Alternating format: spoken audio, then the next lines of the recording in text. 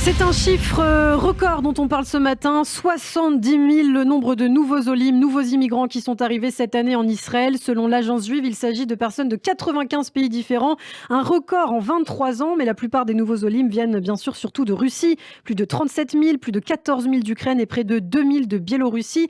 Pour en parler et plus largement revenir aussi bien sûr sur l'actualité politique en Israël, eh bien nous retrouvons notre invité Dov Maimon, directeur de recherche au Jewish People Policy Institute à Jérusalem. Bonjour Boker Tov. Boker Tov, bonjour Ilana, bonjour chers auditeurs. Merci beaucoup d'être avec nous ce matin, Dov. Alors vous êtes aussi l'auteur d'une étude portant sur le judaïsme européen en 2030 où vous dressez plusieurs scénarios possibles pour le devenir de la communauté juive. Et c'était justement intéressant de vous avoir ce matin, de parler d'Alia avec vous. Donc ce chiffre record, 70 000. La Russie qui représente le plus gros chiffre cette année, devant bien sûr la France, devant l'Amérique ou encore l'Argentine. Est-ce que cela vous étonne d'abord dans un premier temps ? Est-ce qu'il fallait s'y attendre ? Voilà.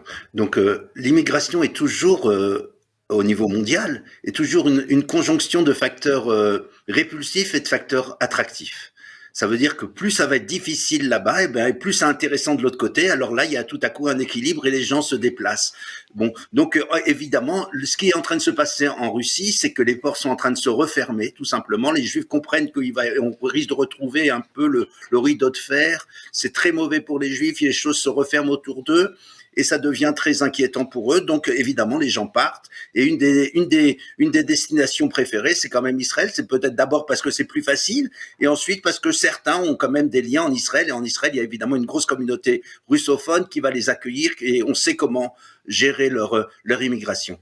Alors, en revanche, concernant la France, il y a eu à peu près 2000 personnes qui ont fait leur alia cette année, ce qui est quand même une chute par rapport à des années comme 2015. Alors, je sais que vous avez notamment coordonné la force d'intervention du gouvernement israélien sur l'avenir des Juifs de France. Comment vous expliquez cette baisse de l'alia de France ? Je continue à parler du même concept dont j'ai parlé, de cette conjonction de facteurs répulsifs et facteurs attractifs. Tout simplement, ça devient difficile pour les Juifs de France de quitter la France et d'aller en Israël, même si d'une certaine mesure, la situation en France ne s'est pas améliorée, ni au niveau de la détérioration économique, ni au niveau de l'antisémitisme, ni au niveau des changements démographiques qu'on voit en France. Tout ça n'a pas changé, mais par contre, en Israël, ça devient plus difficile d'arriver, la cherté de la vie, la chute de l'euro, etc. Tout ça fait que tout à coup, il faut venir en Israël, ça devient très compliqué. Et donc, les Juifs préfèrent aller vers un autre modèle qu'on appelle chez nous le modèle sud-africain. Ça veut dire que c'est un modèle de l'entre-soi. C'est pas seulement pour les Juifs d'ailleurs, les musulmans font pareil, les Français de souche font pareil, ils se retrouvent entre eux.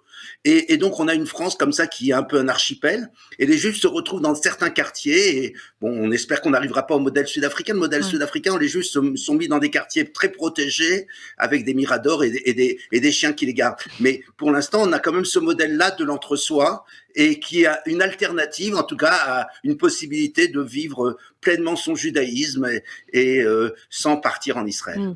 Alors aussi, peut-être, on peut le dire, il s'agit d'alia beaucoup plus préparés, beaucoup mieux préparés, d'alia plus réfléchis. Il est moins question de fuite en avant, comme on a pu le voir dans les années précédentes suite aux attentats terroristes, malheureusement. Donc c'est aussi finalement une bonne nouvelle que ces alias soient le mieux préparés possible. Absolument. Parmi ces 2000 personnes, on a à peu près 1000 étudiants. Ça veut dire que c'est des jeunes qui viennent faire leurs études en Israël parce que, comme chacun sait, les diplômes israéliens des universités d'Israël sont extrêmement bien faites.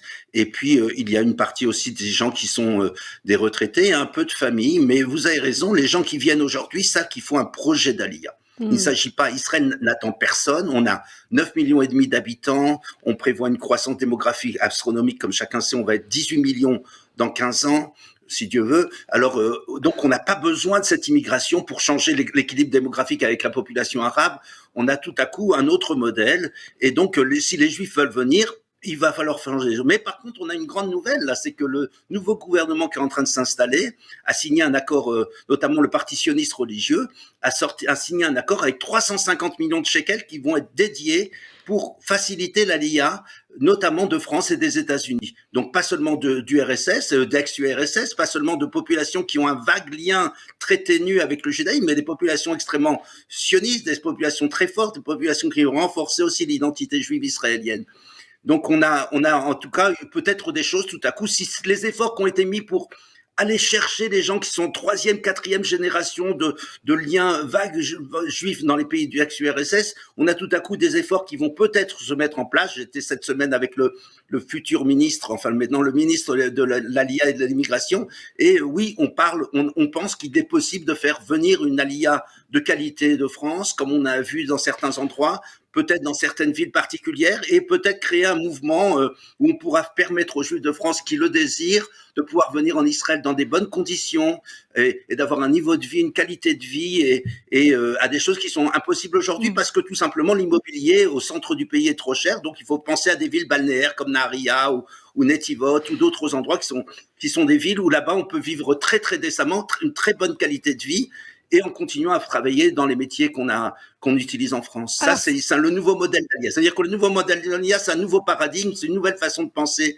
l'Alia qui n'est plus telle qu'on l'avait prévu pendant les 120 dernières années. Alors, c'est intéressant puisque vous parliez du nouveau gouvernement. Alors, quand même, il y a beaucoup d'inquiétudes. Il y a quelques semaines, le chef de l'agence juive en Israël, Doron Almog, mettait en garde la coalition contre l'aliénation du judaïsme mondial. Après que ses membres, ses futurs membres, notamment Itamar Ben-Gvir, figure politique controversée, a proposé une législation qui réduirait radicalement l'immigration en Israël. Donc, c'est contradictoire avec ce que vous venez de dire par rapport justement à la loi du retour, par rapport au fait des conversions non orthodoxes en Israël qui ne sont pas reconnues. Alors, qu'en pensez-vous exactement? Est-ce que vous êtes inquiet, vous, de cela? Écoutez, on a un mouvement de pendule, on a eu un moment, il y a des populations en Israël, et je vais expliquer des choses un peu complexes maintenant. En fait, l'État d'Israël, évidemment, comme nous disait le général de Gaulle, les États n'ont pas d'amis, ils ont des intérêts. L'intérêt d'Israël, notamment en 88-89, ça a été de faire venir une population d'ex-URSS, et on a vu une opportunité de faire venir une population. Mais c'était aussi une population qui n'était pas forcément très très juive et qui voulait renforcer la dimension. On a une tension un peu dialectique en Israël entre la mention juive et démocratique.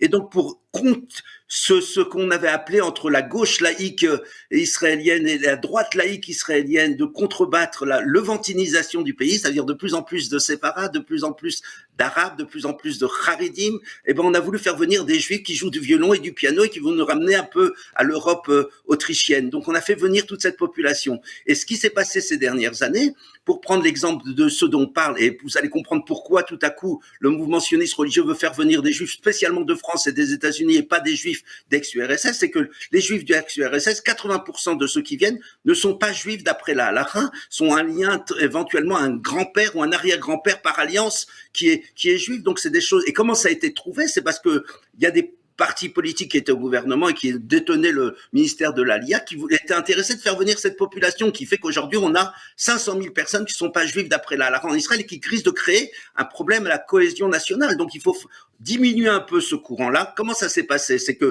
l'organisation qui s'occupe de ça est partie voir sur les réseaux sociaux les gens en leur disant « Vous voulez émigrer, on va essayer de vous trouver des arrière-grands-parents juifs et vous allez émigrer en Israël. » On a fait venir des gens qui avaient un lien juif extrêmement ténu. C'est vrai qu'une fois en Israël, ils font ce qu'on appelle une conversion sociologique, c'est-à-dire qu'ils deviennent du côté des Juifs, du côté israélien, ils s'engagent dans les unités d'élite, ceux qui ont fabriqué la Startup Nation israélienne.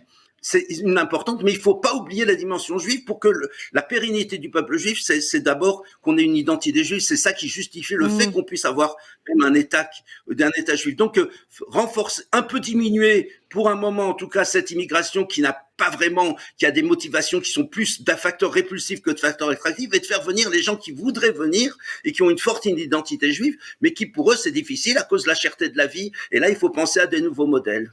Alors une dernière question pour terminer, Dov Maimon, il nous reste à peine 2 minutes. Pour revenir sur les propos de Doron Almog, qui s'inquiète de cette nouvelle coalition, il n'est pas le seul, puisqu'on l'a dit dans les informations, Yair Lapid, le Premier ministre sortant également, s'inquiète, parle du gouvernement le plus radical de l'histoire d'Israël. Qu'est-ce que vous en pensez, vous?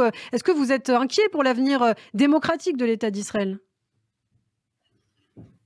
Je suis moyennement inquiet, mais pas vraiment. Je pense que le sens profond des Israéliens est un refus de tout ce qui pourrait ressembler à une forme de cohésion nationaliste. C'est tout simplement un rejet profond. 70% des Israéliens veulent que même ceux qui sont religieux veulent que les gens puissent aller faire leurs courses le samedi après-midi. Les petits partis religieux qui essayent d'imposer leur modèle de vie ne vont pas passer par rapport au modèle israélien général. On a en Israël un nouveau courant, un courant qui n'est pas représenté politiquement, qui s'appelle les mouvements des gens qui sont massoratiques, qui sont des juifs traditionnalistes comme on a en France. C'est-à-dire qu'ils ont envie d'une religion, ils ont envie d'une identité juive, ils ont envie que l'aspect extérieur du pays soit religieux, mais ils n'ont pas envie qu'on leur prenne la tête et qu'on leur impose quoi que ce soit au niveau du vécu. Donc les LGBT, le fait de pouvoir prendre le bus Shabbat après-midi ou aller faire ses courses, c'est des choses qui vont pas passer parce que la société israélienne est un